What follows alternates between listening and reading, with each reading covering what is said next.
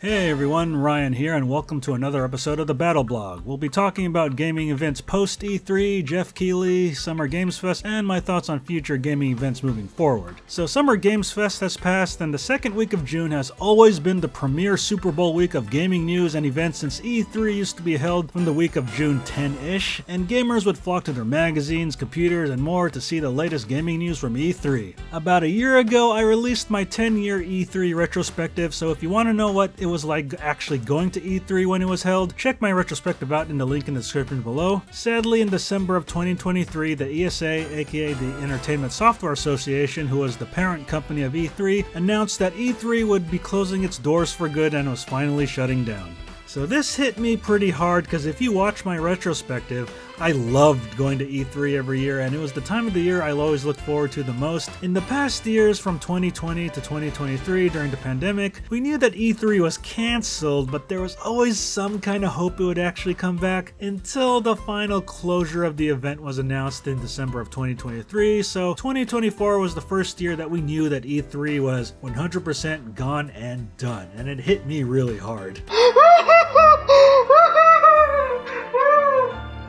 And in all honesty, I would still prefer the worst E3, which was 2017 in my experience, than having no E3 at all. And it was kind of crazy during Tuesday, June 11th of this year, 2024, which would have been the first day of E3. I was taking my normal walk around the neighborhood, and I grabbed around my neck thinking I had an E3 lanyard and a badge. It felt like such a normal muscle memory reaction, and I realized I wasn't at the Los Angeles Convention Center anymore, and I haven't been there since E3 2019, but it just felt like the natural thing to do. So I guess that's how much it psychologically hit me, thinking that I was wearing an E3 badge when I actually wasn't. So I went on Twitter/X and I was reading on how so many people discussing how much they miss E3, so I wasn't alone in that regard, and let me tell you, we felt the loss of it that week.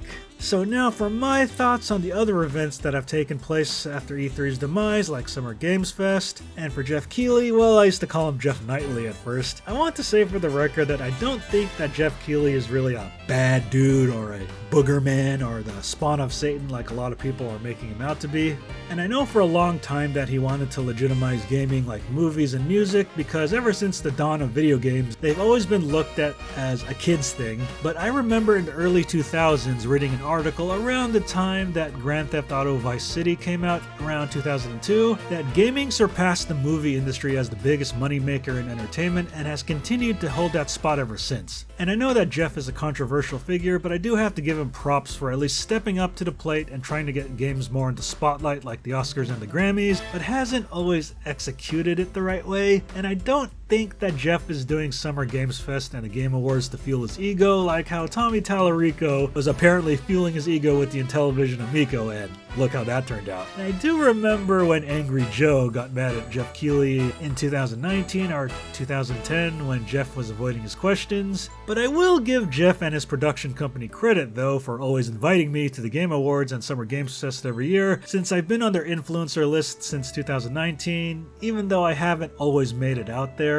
I've been to the Game Awards twice, but never to Summer Games Fest, even though I get tickets every year, so maybe I'll finally change that since E3 is now gone. So at least Geoff still thinks about good old me, and even though we never met, maybe one day I'll have one of my games announced at these events if I can conjure up $250,000 for the spot. So Popcorn Rocket 2, announced at Summer Games Fest. Now we need $250,000 to recoup our costs for the Summer Games Fest ad that only got us 5 wishlists on Steam. So I've watched the Summer Games Fest ever since its inception, and I think it's mostly fine, and it's a pretty fun show, and I will give Geoff props for at least addressing the layoffs in the game industry that have been happening in 2024. And I saw some people online complaining that, oh, he was only trying to save face, or he didn't really mean it, blah blah blah. But people will always find reasons to complain and never be happy, so it is what it is. But at least Geoff knows and is aware of the hardships going on in the gaming industry, and it's far better than not acknowledging it at all. And I've also watched the Game Awards since its inception, and I have attended in person twice, but I'll give my thoughts in another video in the future since I do have some issues on how that's run. And like I said before, I don't think Geoff has bad intentions, nor is he trying to fuel his ego by trying to be the face of gaming ceremonies and award shows, and I'm very certain that none of us want Tommy Tallarico to be the face of anything, so I'll take Geoff way over Tommy Tallarico any day of the week. So you gotta give Geoff some props for at least trying to make something legitimate to celebrate gaming like movies and music, because not a lot of people are stepping up to the plate to do that. And just remember, Geoff doesn't have to be your face of gaming awards and ceremonies. He certainly isn't mine. And other people and companies are more than free to do their own gaming award events if they want, and they can be every bit as legit. But of course, you're more than welcome to choose me as your Game Awards host. Ryan Molina announcing the BGP Game Awards. Yeah, that'd be fun. Alright, so now for IGN Live, which was touted as the E3 replacement. I make it no secret that I don't like IGN, but they are the lesser of two evils compared to Kotaku. So when IGN was stepping up to the plate to be the next big gaming event to fill in E3 shoes, I was extremely skeptical and I was going to dismiss it entirely until a good voice actor friend of mine said he was considering attending, so I was thinking of just going to see him. So I emailed IGN Live asking if they would have game developer access for companies like E3 used to, so I wouldn't have to pay for a badge, but they never got back to me or my friend about our credentials, and I was kind of skeptical that the badge prices were so low, meaning that they didn't get a massive venue for the event like the Los Angeles Convention Center for E3, and I think IGN got a smaller hotel across the street.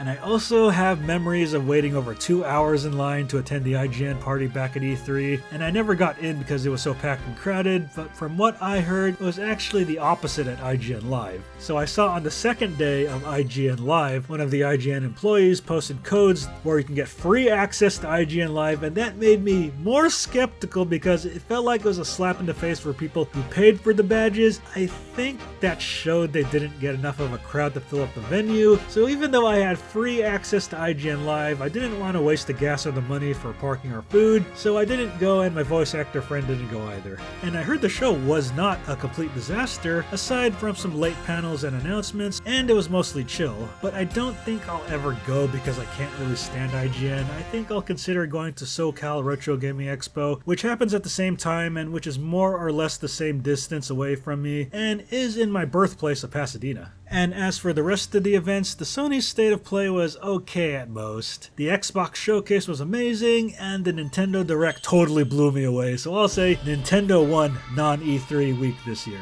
And now if I can just finish my massive backlog and find time to play all these new games. But yeah, as great as a lot of these events were, I still miss the overall vibe and presence of E3, and I think many people will agree. And will an event like E3 ever happen again? In all honesty, I don't think it will ever come back, since it's so heavily dependent on the companies and the vendors, and it's far easier and cheaper to announce games on a live stream than having a physical show. And from what I've heard, booth and floor space at E3 costs millions of dollars, and gaming companies can spend far less than that putting up a live stream and trailers that will reach far more people online than having a booth and floor space at a physical show. So sadly, E3's time has been long over. So hopefully for next year I'll go to Summer Games Fest for the first time if I get tickets again, and hopefully SoCal Retro Gaming Expo. I did go to a super chill convention called the Vintage Computer Festival back in February, which I really enjoyed, and it felt so laid back and non-chaotic. And maybe in the future I'll consider going to PAX, GDC, aka the Game Developers Conference, and more independent shows from here on in now that E3 is gone.